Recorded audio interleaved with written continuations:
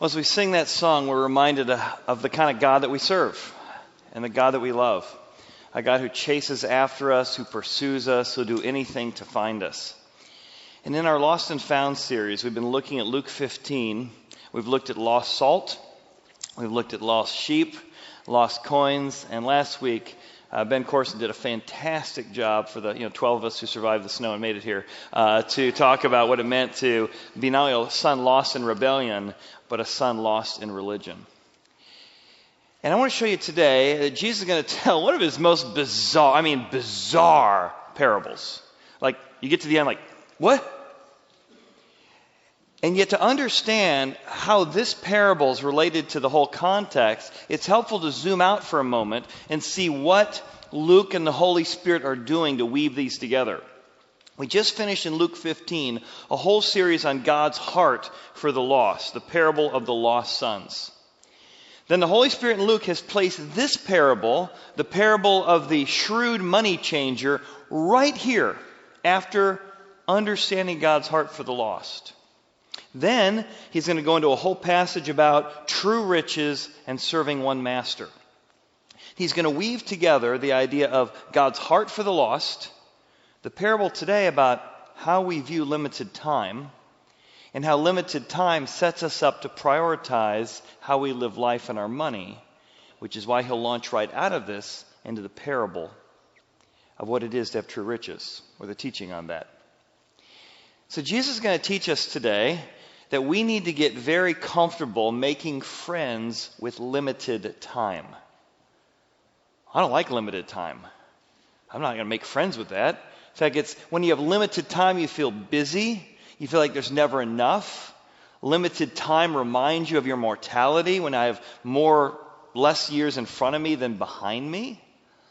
Limited time reminds you that I got a few short months before maybe your child's off to college and you're trying to cram in the last summer together. As my mom said before my daughter got married, this might be our last Christmas we can all get together. We got to really make it good. You feel the pressure of limited time. You had these goals for retirement, and now you're like, oh, we're within a few years or within a decade. Are we on track? Ooh, I don't know if we have enough time to meet those goals. We don't like limited time. And yet Jesus is going to show that when you make friends with limited time, it's going to help you make friends with unrighteous mammon. What? Unrighteous mammon, the wealth you make in this world. In order to properly understand it and properly prioritize it, you're going to have to put these two ideas together. Making friends with limited time, and his phrase, make friends for yourselves by way of unrighteous mammon, which is the wealth you make in this world. And if you utilize your unrighteous mammon, you can learn to leverage it to make friendships for yourself now and into eternity. Now remember, Jesus is always teaching out of the Old Testament. And so if you look up the phrase make friends, you'll see it pops up one time in the book of Proverbs, where the writer of Proverbs is contrasting the foolish man from the wise man. This is always happening in Proverbs. He says, the foolish man, or the foolishness of a man, twists his own way. His heart frets against the Lord. Now the contrast now is the wise or the wealthy. Wealth knows how to make many friends. Then it contrasts that to the foolish man or the poor, but in contrast to that, the poor gets separated from his friend. Wealth, which is in the book of Proverbs, always something good. If you look up the word wealth, it's almost always God's given you the ability to produce wealth from Deuteronomy. How do you utilize your wealth? Using your wealth to make friends is a biblical proverb. You'll build a relationship with somebody with another business. You partner with them, they partner with you. You end up both growing because of it. You find a supplier you like, you recommend it to somebody else. Friendships are developed. Relationships are developed. That wise people know how to use their wealth to leverage friendship and relationships. And Jesus is going to take that concept and he's going to teach it in the form of a parable with a bizarre twist ending. He's going to do that by giving us two principles of truth that ring true in this parable and they ring true in our life. What are those truths? Well, those truths are going to help us prioritize our life when we feel like we have a little bit of time and we're trying to figure out how to spend our life together. The first concept he shows, or the first truth, is that when we have all the time in the world, we have a tendency to waste our time and money. Isn't that true? Do you remember when you got your first job, your first paycheck? What happened? You didn't have a lot of time or a lot of margin, so you had to count every $20 purchase, every $10 purchase. You couldn't waste anything because there wasn't a lot of time to waste. Or do you remember in college when you had 2 or 3 jobs? You didn't have time to binge watch any TV shows. You just were trying to make ends meet. But as you got better at your job, as you got more efficient at your job, as you got more margin, you found that you have the ability to waste time or money in the way you didn't before. When you have all the time in the world, we have a tendency to waste our time and money. You kind of see that here in the parables it begins. Jesus says to his disciples, there was a certain rich man, and he had a steward. And this steward, and that's a word for money manager or property manager, very common in Jesus' day, and an accusation was brought against this man, that he was wasting the rich man's goods. So this rich man hires a money manager to steward his resources. And that steward thinks, I got it made. I'm going to have this job for decades. And because of that, he's not particularly strategic. He's not particularly hardworking. He finds himself wasting a lot of time because I got a long time in this job. And he finds himself wasting the resources. Well, the news makes it to the rich man who had put him in charge of the property. And the rich man comes to him, is going to hold him account.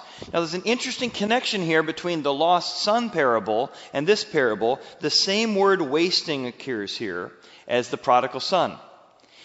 Remember, it said that the prodigal son took the father's inheritance and wasted it in prodigal living. So here was a rebellious person wasting the father's resources. Here we have a rich, affluent, high net worth person managing an even higher net worth person who's doing the same thing as the prodigal son, wasting the father's resources because he thinks he has all the time and money in the world. But that window is about to quickly close. And as he goes from expanded unlimited time to limited time, he's going to have to make some decisions. So he, the rich man, called him and said to him, hey, what is this I hear about you wasting my resources? The rich man turns to him and says, I want you to give an account.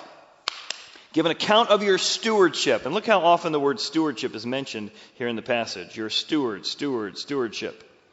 I want you to give an account of how you're managing what I've entrusted to you. The opportunities, the talents, the relationships, the business opportunities, the wealth. Give an account of your stewardship. For, apparently he's already checked into it, as any good boss would before he had this meeting, for you can no longer be a steward. Your job is coming to an end very, very quickly. That's the thing about stewardship. It's temporary. The time you have with your children, it's short. You've got to steward it. The spouse God's given to you, or will one day give to you, is a stewardship.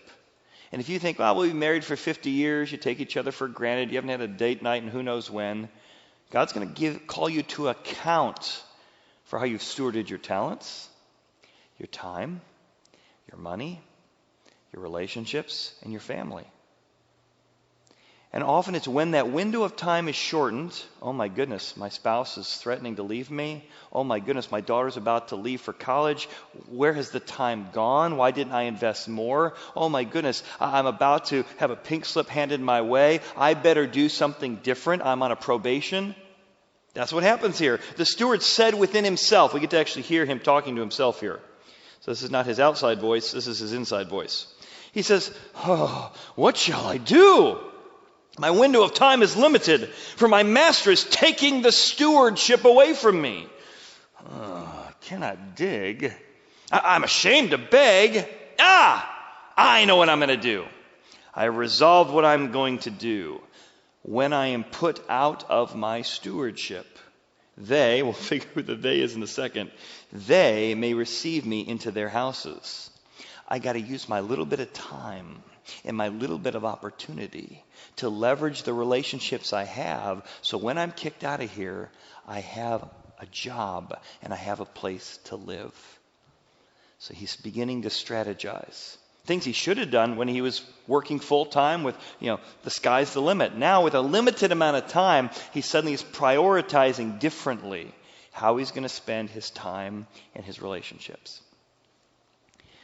Now before we find out what he does, because it is bizarre, what's so amazing about this principle of stewardship, which the Bible talks about, is it really helps you assess your life. It was about 20 years ago, I was sitting in Atlanta, and I invited a friend of our church named Dan Hayes to come speak. And he gave me a question and thought that's been ringing in my heart for 20 plus years. He said, "Guys, we need to engage as Christians in contemplative living, to contemplate and to think deeply." He said, "All the easy questions have been answered. We need to be thoughtful about the ones that have not been answered." He said, "Here's the most important question you will answer, no matter what age you are, no matter where you are in the socioeconomic sphere." I'm like, well, I'm on the edge of my seat. What is this, the most important question? He said, "You need to sit down and contemplate and think and resolve, how much is enough? And what will you do with the rest?" How much is enough? And what will you do with the rest?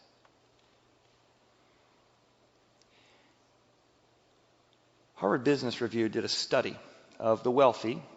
And the wealthy in the world is considered anyone with a college education. You're in the top 5% of the world's population. So the wealthy, the very wealthy, and the elite wealthy. And I find that all of us want a scorecard of how we're doing, how we measure success, how we know if we're being successful. It comes down to two questions they found that we all ask ourselves. Number one, am I doing better than I was before? Last week, last month, last year. And number two, am I doing better than other people? That's really hard to assess. It's kind of intangible. I don't know the condition of your marriage compared to mine.